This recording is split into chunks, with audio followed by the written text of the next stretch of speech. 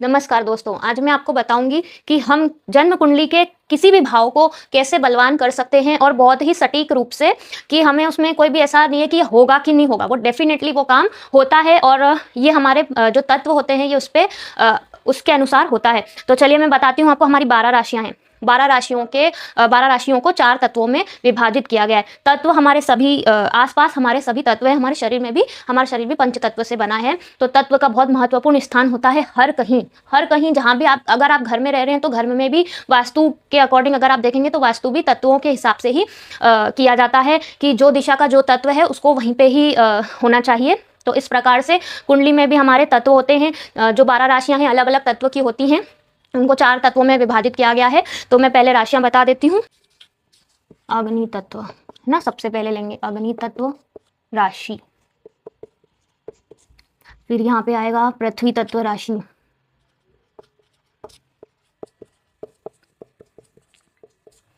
फिर आएगा अग्नि पृथ्वी वायु तत्व।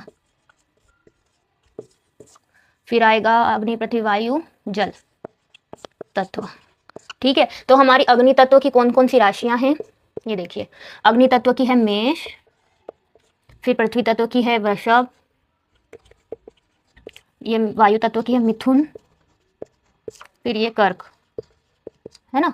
फिर मेष के बाद यहाँ पे आएगा सिंह। फिर धनु। फिर वृषभ के बाद आएगी यहाँ पे कन्या। सिंह कन्या तुला। फिर ये वृश्चिक। फिर ये धनु। फिर ये मकर। ठीक है, फिर ये कुंभ। फिर ये मीन। तो जो ये 4 राशियां हमारी हैं, कर्क वृश्चिक और मीन, मेष सिंह और धनु अग्नि तत्व है। तो हमें क्या करना है, हमारी कुंडली में देखना है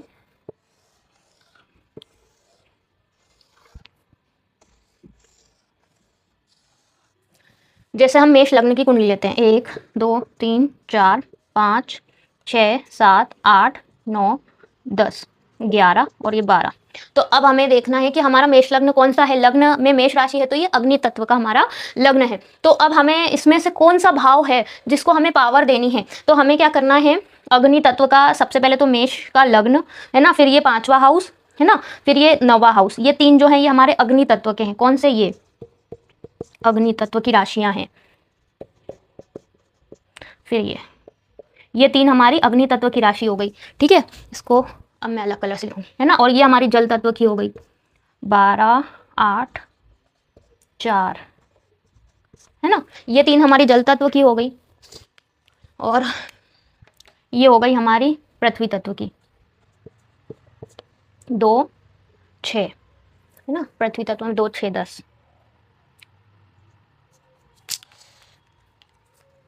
चलिए नहीं रहा, ये पृथ्वी तत्व की राशि और ये पृथ्वी तत्व की राशि है। ठीक है, और अब हमारी बची पृथ्वी वायु बची। तो ये हमारी वायु तत्व की राशियां हैं।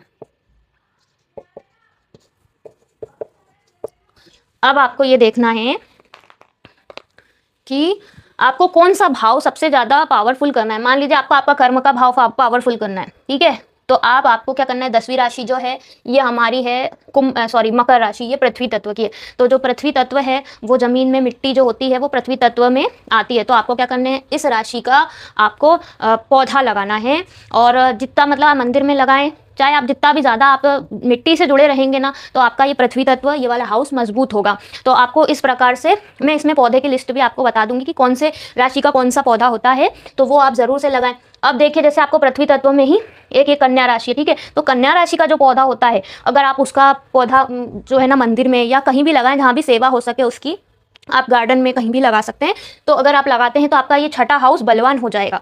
और इसके अलावा पृथ्वी तत्व में आपका ये 2रा हाउस, आपका धन बचने लगेगा। 6ठे और 10वें से हमारे कर्म, जैसे इसमें क्या होता है, शत्रु रोग ऋण, तो आपको ऋण नहीं होगा, रोग नहीं होगा अगर इस हाउस को आप बलवान करते हैं। 10वां हाउस अगर आप बलवान करते हैं तो आपके काम अच्छा चलेगा, कर्म अच्छे करेंगे आप। उसके अलावा आपका मान सम्मान बढ़ेगा है ना। 10वें हाउस से हम जिस भी चीज़ को देखते हैं, ये हमारा कर्म का भाव है, हमारे पिता का भाव है। तो हम जिस भी चीज़ से इसको देखते हैं, हमारे कामकाज को, ऑफिस, जो हम आर्थिक रूप से जो हम कर्म करते हैं, जॉब करते हैं या जो लोग बिजनेस करते हैं, उनके लिए भी ये 10वां हाउस बहुत महत्वपूर्ण है।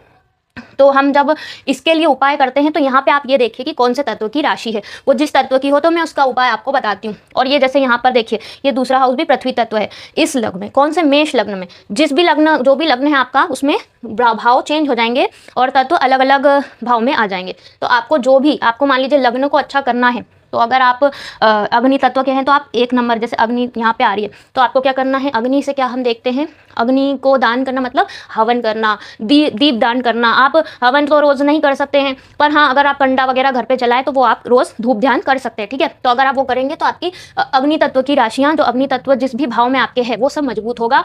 तो आप अगर दीप दान करते हैं मंदिर में या घर में ही, आप शाम को सुबह में दीप दान करते हैं, तो आपके वो हाउस बलवान होते हैं जहां पर भी यह अग्नि तत्व की राशियां आपके लग्न कुंडली में विराजित है, ठीक है। इसके अलावा दूसरा क्या होता है, वायु तत्व। वायु तत्व में हमें क्या करना रहता है, जो हमारे आकाश में पक्षी उड़ते हैं उनको आपको कुछ ना कुछ खिलाना है, दाना पानी, जिससे आपकी ये वायु तत्व की जो राशियां हैं ये अच्छी हो जाएंगी। मान लीजिए आपको अग्नि तत्व में, आपको देखिए इसमें 1, 5 और 9, अगर आप बलवान करना चाहते हैं, अपने इन भावों को अच्छा करना चाहते हैं, इनसे काम लेना चाहते हैं, अगर आपका यहाँ पे कोई ग्रह गड़बड़ भी बैठा है और आप इन जो राशियाँ हैं यहाँ पे इनका ये उपाय करते हैं, तो आपकी कुंडली में वो बहुत अच्छे पॉजिटिव इसके रूप में आपको प्राप्त होगा।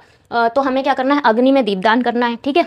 या हमें कुछ भी हवन कंडे वगैरह जो धूप ध्यान देते हैं वो अग्नि तत्व में आ जाता है, ये करना है। वायु तत्व में आपको जो आकाश में पक्षी उड़ते हैं उनके लिए उनको भोजन कराना है, क्योंकि वो वायु में उड़ते हैं, तो वो आपका वायु तत्व बलवान होगा। तीसरा आपका है पृथ्वी तत्व, तो हमें पेड़ पौधे लगाना है, ठीक है। और चौथा है जल तत्व। तो जल तत्व में आपको क्या करना है, जो जल में जीव जंतु जो होते हैं, मछलियों को आप दाना खिलाइए। तो जब आप मछलियों को दाना खिलाते हैं तो आपकी जल तत्व की जो राशियाँ हैं ये बलवान होती हैं। और जल का आप दान भी कर सकते हैं, ठीक है। आप किसी जहाँ पर भी आप करवा सकें तो आप जल का मतलब, जो जैसे गर्मियों में है ना मटका हंडा वगैरह लगवाते हैं लोग, इस प्रकार से भी आप सेवा कर सकते हैं।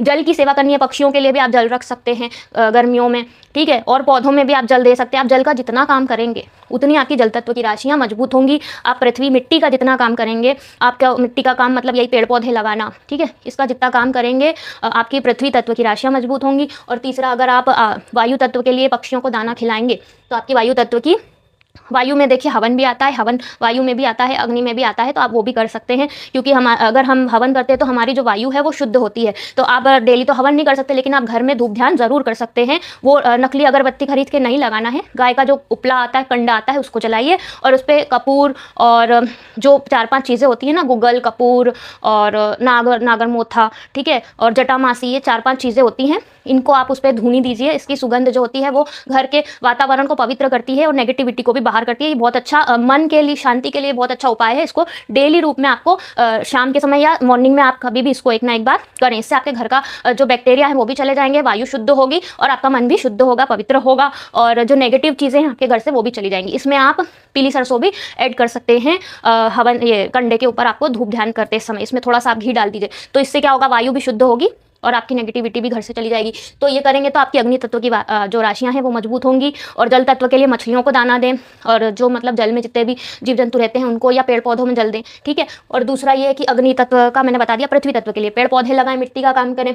जल तत्व, वायु तत्व के लिए पक्षियों को दाना दें या हवन करें। ये सारी चीज़ें अगर आप करते हैं तो आपके जो 4 तत्व हैं जिनसे जो हमारी कुंडली में है वो बैलेंस करने लग जाएंगे। जब ये बैलेंस होंगे तो आपके जो कुछ ना कुछ दिक्कतें आ रही होंगी ना, वो भी आपकी आना बंद हो जाएंगी। और जिस भाव में आपको लगता है कि मुझे इस भाव की पावर बढ़ानी है, तो उससे जुड़ी हुई राशि का आप ये अनुभव करके देखिए, आप ये करके देखिए, वो भाव आपका बलवान हो जाएगा। और इस प्रकार से हम कुंडली में दिक्कतों को भी ठीक कर सकते हैं, दोषों को भी ठीक कर सकते हैं।